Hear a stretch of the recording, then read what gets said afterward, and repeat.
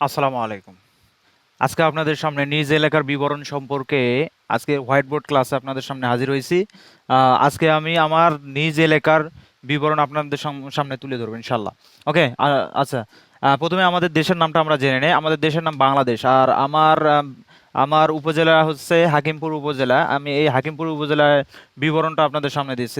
দেশ হাকিমপুর উপজেলাটা বাংলাদেশের ভিতর। আর বাংলাদেশ। ওকে। বিভাগ রংপুর। ওকে।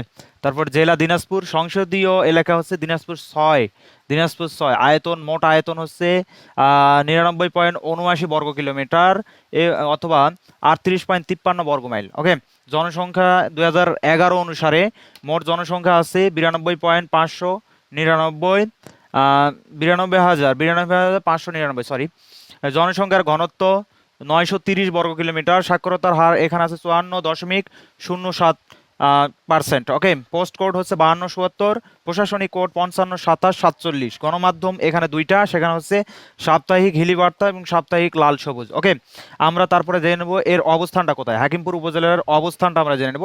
এই উপজেলা উত্তরে নবাবগঞ্জ উপজেলা ও বিরামপুর উপজেলা, দক্ষিণে পাঁচবিবি উপজেলা, পূর্বে ঘোড়াঘাট উপজেলা, পশ্চিমে ভারতের পশ্চিমবঙ্গ রাজ্য ও বিরামপুর উপজেলা। ওকে।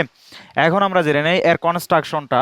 হাকিমপুর উপজেলা ইউনিয়ন তিনটি ইউনিয়ন নিয়ে গঠিত এবং একটি পৌরসভা নিয়ে গঠিত। ওকে।